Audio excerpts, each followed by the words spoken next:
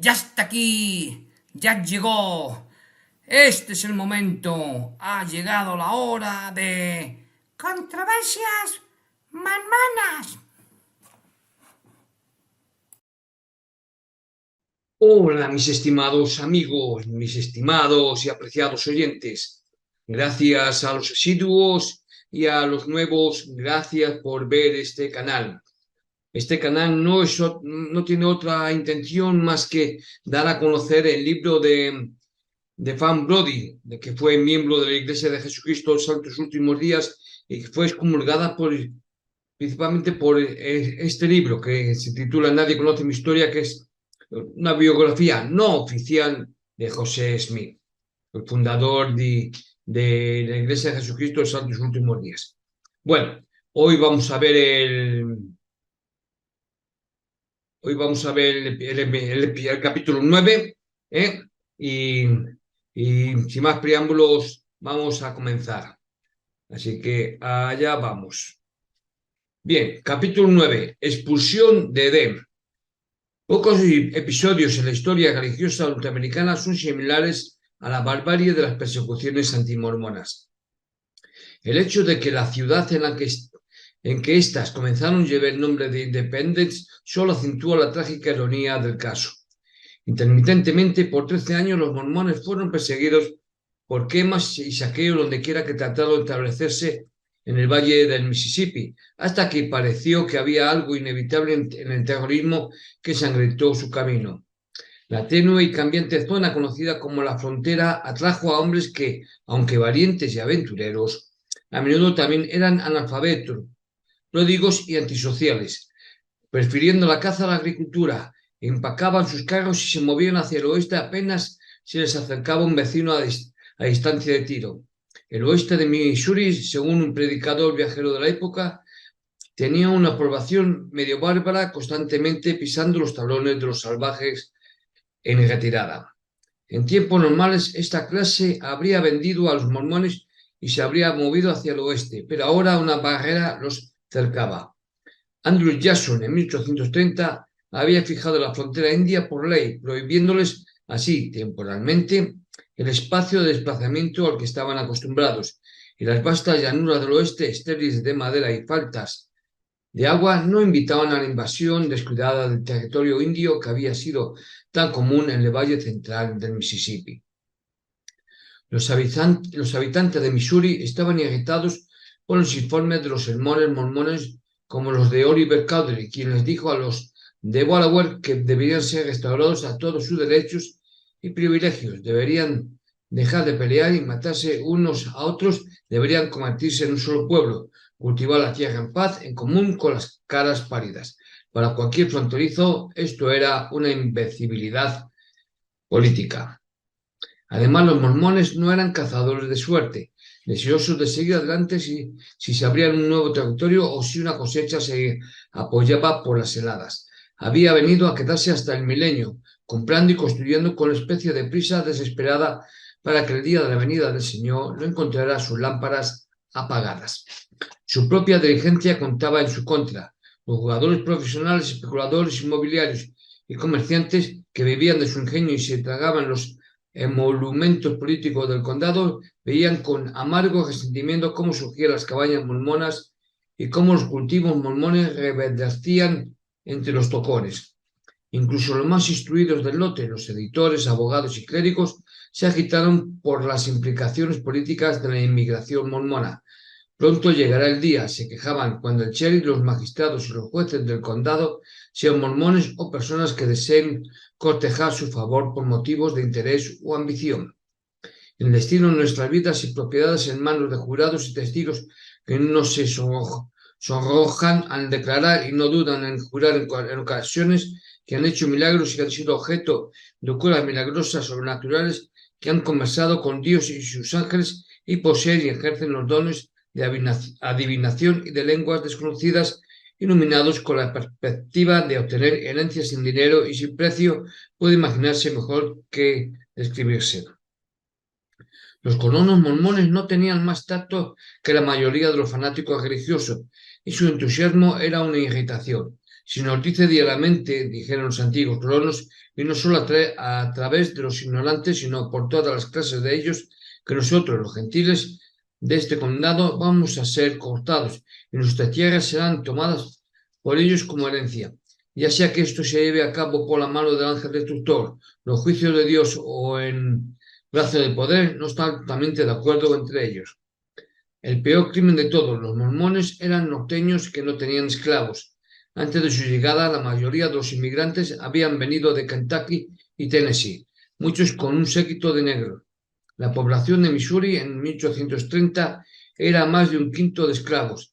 A principios de 1832, los antiguos colonos acusaron a los mormones de intentar sembrar disensiones y levantar sediciones entre sus esclavos, y los líderes de la iglesia prometieron frenar a los infractores. Al año siguiente, un puñado de negros libres convertidos a la iglesia intentó emigrar a Independence.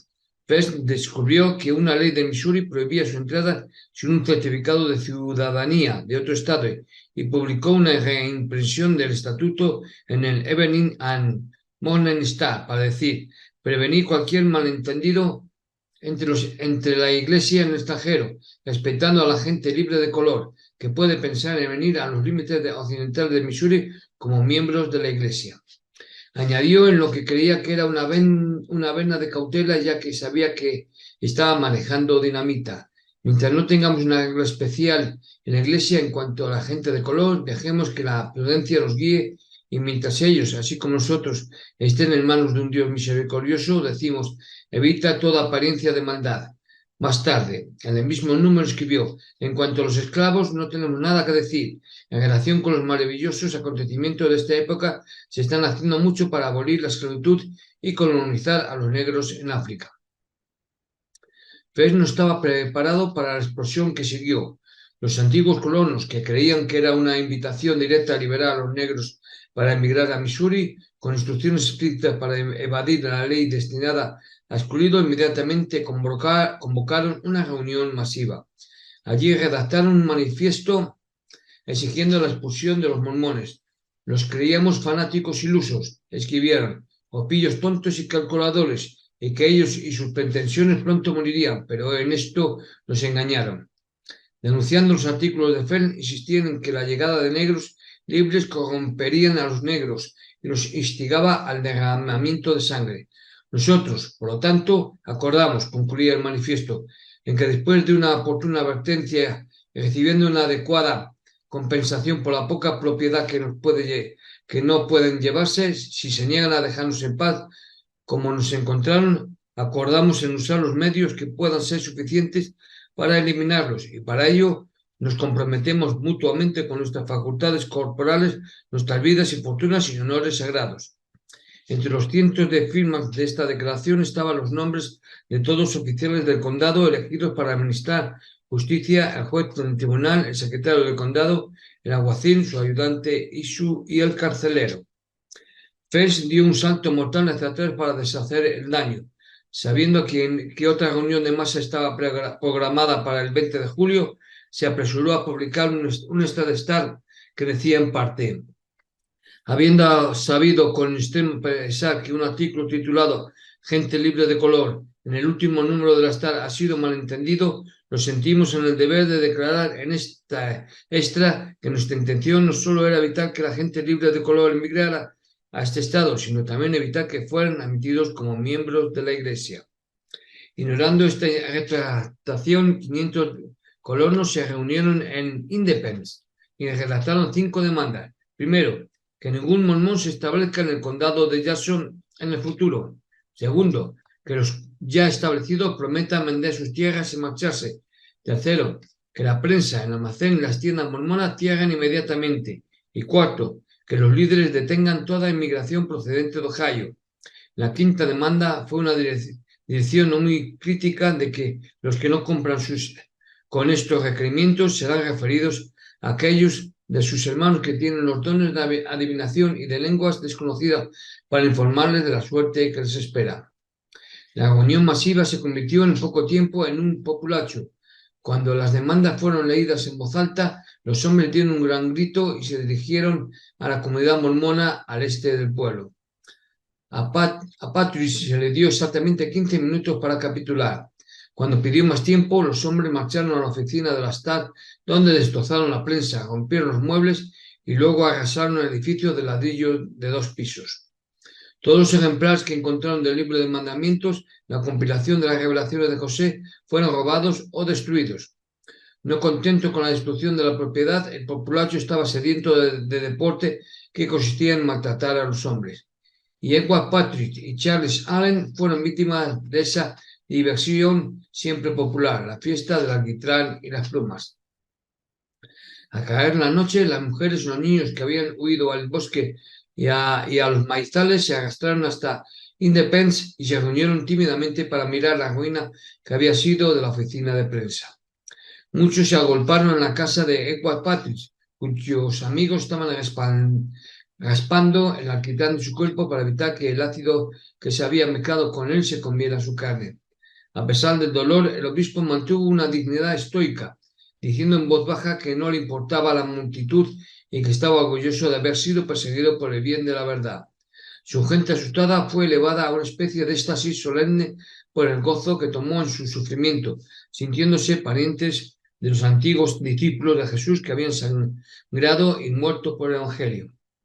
3 días después, la turba se reunió de nuevo y entró en el asentamiento mormón blandiendo puñales y rifles, amenazando a los líderes de la iglesia con 100 latigazos, el equivalente a una sentencia de muerte, y jurando que a menos que toda la colonia saliera del condado de Jackson, sus esclavos quemarían las cosechas y cabañas mormonas.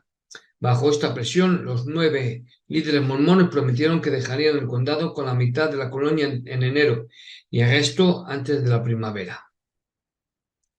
José se horrorizó cuando Oliver Cowdery le trajo esta noticia. Hasta ahora la oposición se había dirigido principalmente contra su propia persona y hacía tiempo que había aprendido a enfrentarse al ridículo y a las amenazas con indiferencia. Siempre afable y con un rápido crecimiento y sabiduría política, habría despreciado las represalias. Ahora advirtió a su gente en Independence que hicieron lo mismo.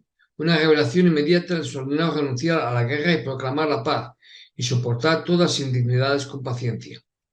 La única acción directa de José fue delegar a 2 hombres para que pidieran justicia al gobernador de Missouri. Extraoficialmente sugirió que Sion había traído la calamidad sobre sí misma. No me sorprenden las absoluto, escribió el 4 de septiembre a Brianna Jack. Lo que le ha pasado a usted, ni lo que le ha pasado a usted, ni lo que le ha pasado a Sion, y podría decirle el porqué de todas estas calamidades. Pero, por desgracia, es vano advertir y dar preceptos, pues todos los hombres están naturalmente dispuestos a caminar por sus propios caminos como se señalan sus propios dedos, y no están dispuestos a considerar y caminar por el camino que le señala otro, aunque debería ser un director infalible y el Señor su Dios lo ha enviado. Pocos mormones de Missouri tenían mejor derecho a una explicación de la desgracia de Sion que Brianna Jack, una soltera con un modesto capital de $1,400. Había sido ordenada a Sion por una revelación personal de José, que le había mandado tomar solo el dinero suficiente para los gastos y consagrar el resto al Señor. A cambio de su fidelidad, se le había prometido una herencia en Independence.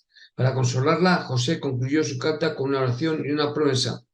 Oh Señor, que Sion sea consolada, que sus desiertos sean edificados y establecidos 100 veces, que tu sierva viva hasta que su alma se satisfaga al contemplar la gloria de Sion, porque a pesar de su presente aflicción, se levantará y se vestirá con sus hermosos vestidos, y será el gozo y la gloria de toda la tierra. Por lo tanto, que su corazón sea consolado. Le aseguro que el Señor respeta la ofrenda que usted hizo. A principios de octubre de 1833, José y Sidney Haydon salieron de Kirtland en una gira y de predicación por Canadá y el este. José no podía hacer nada por Sion y lo sabía. Ir allí él mismo solo inflamaría aún más a los antiguos colonos, y permanecer en Kirtland significaba enfrentarse a las protestas de su pueblo, que no podía entender su indignación. Sugirió que aquellos en Missouri que estaban en mayor peligro dejaran el condado de Jackson pero aconsejó al resto que esperaran hasta que la animosidad se hubiera calmado antes de tomar cualquier acción. Envió a Cudlitz a Nueva York a comprar una nueva imprenta, prometiéndole que si la instalaban en Kirtland, él sería el editor de la Star. A su regreso de Canadá, José fue más evasivo que antes con respecto a Sion. Estamos informados, sin embargo, escribió a Moses Nickerson el 19 de noviembre, que esas personas, la turba, son muy violentas y amenazan con el exterminio inmediato de todos aquellos que profesan nuestra doctrina. No sabemos hasta dónde llegarán para ejecutar sus amenazas, pero confiamos en el Señor y dejamos que Él gobierne el evento en su sabiduría y su sabia providencia. Perdón. Siguiendo el consejo de su profeta, los conversos de Missouri pusieron la otra mejilla. Su única acción en defensa propia fue una vigorosa petición al gobernador pidiendo suficientes tropas para mantener el orden mientras presentaban una demanda por daños a la propiedad. Respondiendo a finales de octubre, el gobernador Ducklin expresó su cálida simpatía, pero propuso la acción aconsejando a los mormones que apelaran en primer lugar a los jueces locales. Los líderes de la iglesia Independent buscaron entonces 4 abogados, Wood, Rese, Doniphan y Hutchinson, y aceptaron tomar su caso. La noche siguiente, el 31 de octubre de 1833, 50 hombres atacaron una colonia mormona alejada al oeste del río Bitblue. Desecharon y demolieron parcialmente 10 cabañas, azotaron y apedrearon a los hombres y condujeron a las mujeres y niños gritando hacia el oeste. Cuando esto se repitió en noches posteriores, los mormones comenzaron a organizarse para la defensa. Al enterarse una tarde de que el almacén estaba siendo saqueado, un grupo armado se apresuró a llegar al lugar. Solo un único culpable, que se había quedado para lanzar un último golpe de ladrillo a través de la puerta, fue atrapado. Cuando fue llevado ante un juez de paz, este no solo se negó a dictar una orden de arresto, sino que detuvo y encarceló a los captores ante el clamor del prisionero por un falso arresto. John Corrigan, en su historia, comentó irónicamente este incidente. Aunque no pudimos obtener una orden de arresto contra él por irrumpir en la tienda, sin embargo, él nos dio una por atraparlo en el lugar. Organizándose y armándose lo mejor que pudieron, los mormones trataron de patrullar sus propios asentamientos. Una banda liderada por David Whitman se enfrentó con algunos merodeadores el 4 de noviembre. En el intercambio de fuego, dos no mormones y un mormón fueron asesinados. Los informes ampliados de esta afrenta esparcieron el terror por todo el condado. Los viejos colonos, enfurecidos, amenazaron con asesinar a los mormones que ya habían encarcelado y al mismo tiempo pidieron a gritos la milicia no fuera que los mormones, en venganza por sus propios muertos, masacraran a los ciudadanos de Independence. Es posible, escribió Isaac McCoy, que una carta incendiaria al Missouri Intelligencer que había planeado matar o expulsar a todos los habitantes y destruir el pueblo.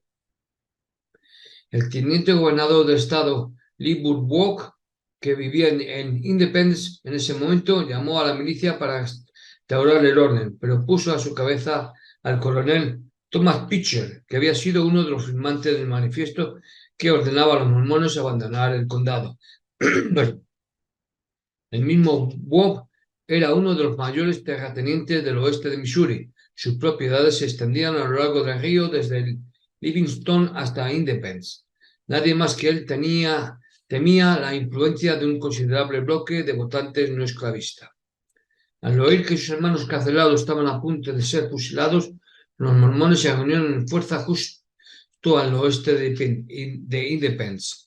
Aquí se les acercó el coronel Pitcher, quien exigió la entrega de sus armas e insistió en que varios hombres se entregaran para ser juzgados por el asesinato de los 2 missourianos y recientemente asesinados. Ostensiblemente amistoso, Ward personalmente instó a los mormones a obedecer, prometiendo suavemente que ordenaría a Pitcher que desarmara a la turba también. A pesar de su recelo, los líderes de la iglesia capitularon. La noticia de que los mormones fueron desarmados se extendió por todo el condado en una sola tarde. Cuando Bosch sardónicamente sugirió que los viejos colonos también fueran desarmados, Pitcher sonrió en su barba. Esa noche la turba sistemáticamente saqueó todas las comunidades mormonas, golpeó y azotó a los hombres y echó a las mujeres y niños como si fueran ganado. Antes de la mañana, 1.200 personas habían sido arreadas en los dientes de un vendaval de noviembre. Unos pocos huyeron al condado de Clay, donde fueron recibidos con compasión.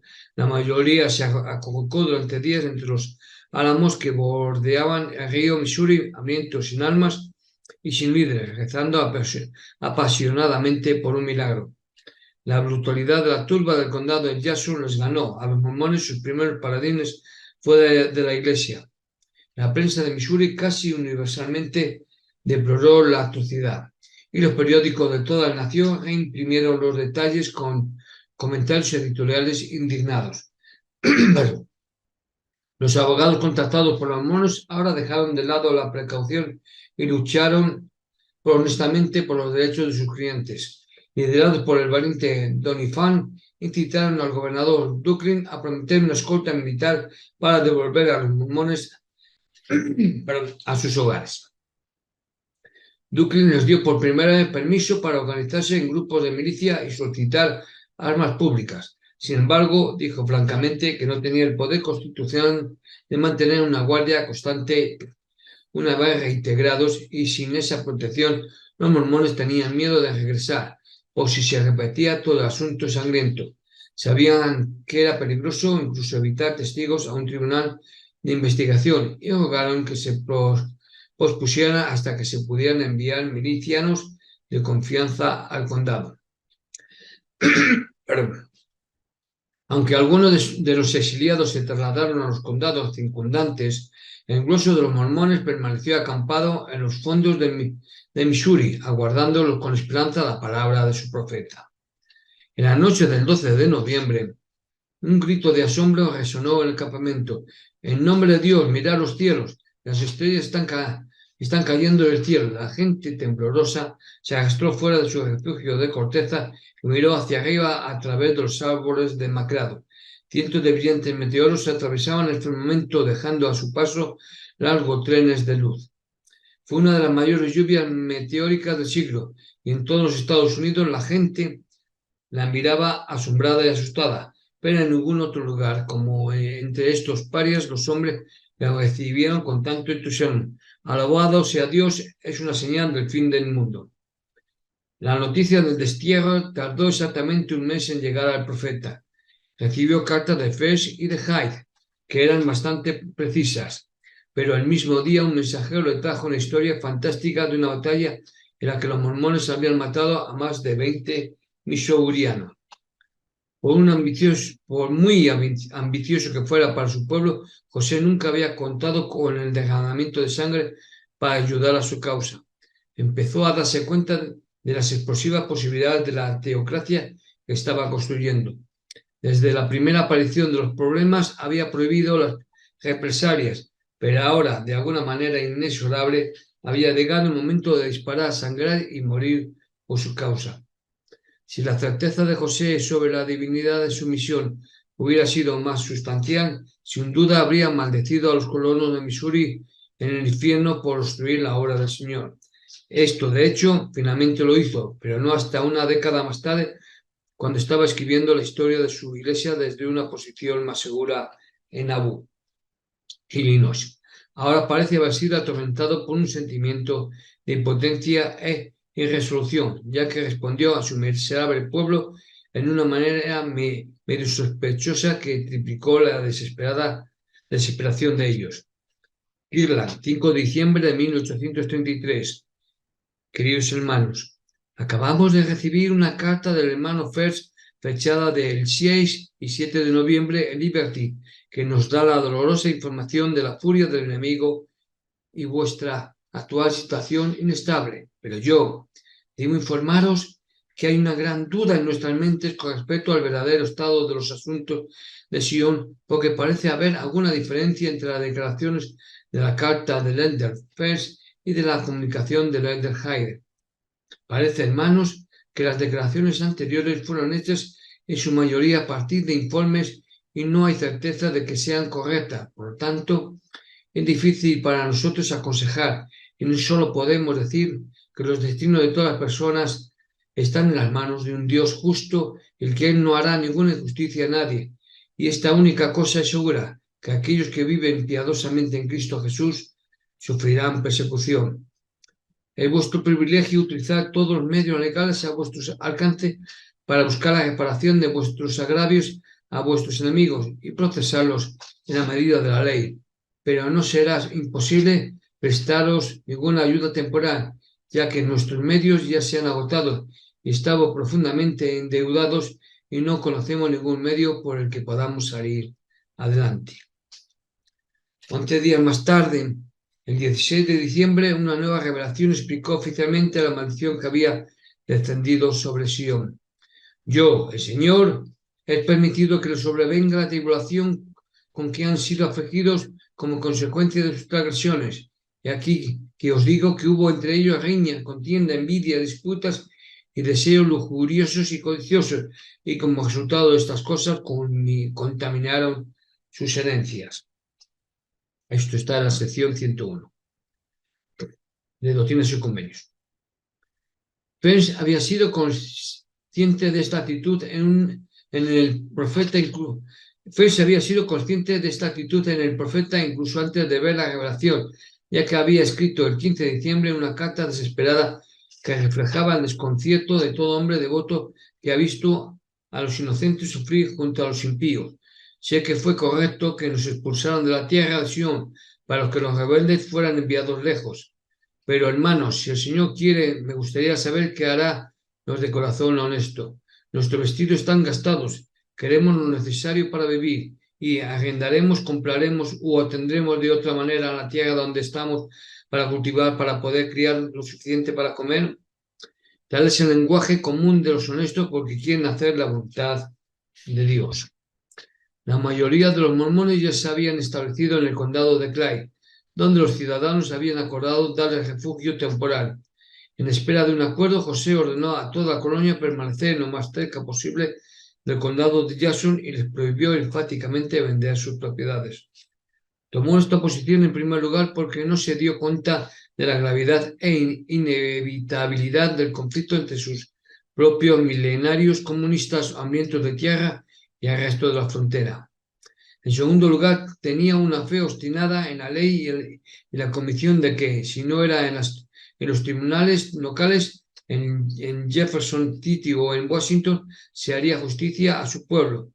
Fenn les escribió: a nuestro pueblo le va muy bien y cuando son discretos se siente poca o ninguna persecución. Estas observaciones ayudaron a confirmar su fe en que una paz duradera podía ser establecida. Hizo que sus líderes de Missouri prepararan una petición a Andrew Jackson y se esforzó en escribir un elocuente alegato propio. Cuando estuvo terminado, envió por correo una copia de su última revelación, en la que el Señor había ordenado a los hijos de Sion que importunaran primero a los pies de los jueces, luego a los pies del gobernador y finalmente a los pies del presidente. Y si el presidente no les hace caso, decía, entonces el Señor se levantará y saldrá de su escondite y en su furia vejará a la nación. Incluso si esta amenaza hubiera llegado al escritorio de Jackson, probablemente hubiera pasado desapercibida entre las 3.000 palabras de la revelación. Pero los secretarios agarraron el documento y educadamente informaron al profeta que su recurso adecuado era dirigirse a las autoridades de Missouri. Sin embargo, el gesto no se desperdició en el pueblo mormón, que se consoló con la idea de que el viejo Hickory temblará en sus zapatos.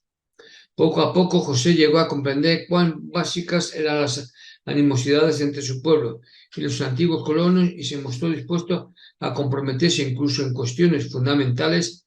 Missouri estaba particularmente resentido por la naturaleza comunista del asentamiento mormón. Con el cierre del almacén, la orden de Independence se había derrumbado. No se pudo evitar una reacción sobre la fuertemente hipotecada orden de Cleveland y su decadencia comenzó rápidamente. En el debacle de Missouri, José vio ahora la oportunidad de borrar todo el experimento económico que en Cleveland nunca había dado más que problemas. y al mismo tiempo hacer una concesión al mundo gentil. Ni siquiera las nobles protestas de Haydn pudieron superar el argumento de que abolir el comunismo aliviaría la tensión en Sion. El 10 de abril de 1834, el Consejo de Kirtland disolvió la orden. Dividir la propiedad comunitaria era un asunto espinoso. Cansado de las argucias y recriminaciones, José finalmente recurrió a una revelación para repartir los bienes raíces, cediéndose el lote del templo, la curtiduría Haydn, la imprenta Caldery y la mayoría de los otros líderes los lotes en los que vivían entonces. En 1835, cuando llegó el momento de imprimir este curioso documento en Doctrinas y Convenios, sustituyó nombres ficticios para evitar cualquier inconveniente. Ahasdag por Winning, Olihad por Cowdery, Pelagorán por Haydn, Mangenson por Harris y Gacelán por sí mismo. Incluso usó nombres en clave para la industria, Lanesine House para la imprenta y Ozodat para las tiendas. Excepto por algunos líderes que lo sabían, los mormones creyeron que estos eran los nombres de las personas que vivían en los días del norte. A partir de este momento, José comenzó a suprimir la rúbrica comunista en su joven teología. Como la mayoría de las copias del libro mormón de mandamientos había sido quemada, le fue fácil revisar drásticamente la revelación sobre la Orden Unida cuando fue reeditada en las Doctrinas y Convenios ampliada de 1835. El Señor ya no exigía la consagración de la propiedad total de un hombre, sino solo una donación del excedente, por encima de los gastos de subsistencia. Al reimprimir los primeros 12 números del Evening and Morning Star, José revisó la mayoría, aunque no todas, de las descripciones de la orden original y mandó a los misioneros destruir la noción en el extranjero de que la Iglesia tuvo que ver con asuntos de bienes en común. Aunque Haydn instó repetidamente a una restauración, José solo hizo un esfuerzo para revivir la orden después de 1834. Este fue un programa de consagración muy revisado que lanzó en Missouri en 1838. Se derrumbó a finales de año cuando los mormones fueron expulsados del estado por completo. A partir de entonces, el profeta se contentó con dejar que la Orden Unida se trasladara al plano de los ideales abstractos, donde estaba destinada a permanecer. Años después de su muerte, se intentaron experimentos de vida en común en el aislamiento del desierto de la Gran Cuenca, pero estos también se desintegraron porque, se dijo, los mormones demostraron ser aún indignos de vivir la ley mayor de Dios. Durante la vida de José, sin embargo, nunca hubo un retorno a la completa libertad de empresa. La Iglesia siguió siendo una fuerza en los asuntos financieros y económicos de sus miembros, y el profeta nunca perdió la convicción de que era su derecho de ser mentor de su pueblo en asuntos de propiedad y finanzas, así como en asuntos del espíritu. El reino de José, a diferencia del de Jesús, era inequívocamente de este mundo. Bueno, y hasta aquí, mis estimados oyentes. La próxima semana veremos el capítulo 10, el ejército del Señor. Y hasta aquí, esto es todo. Espero que nos veamos la próxima semana y que estéis allí para escucharme. Por tanto, mis asiduos, gracias por ver este programa, este vídeo, y a los nuevos, gracias por acompañarnos y por ser tan gentiles.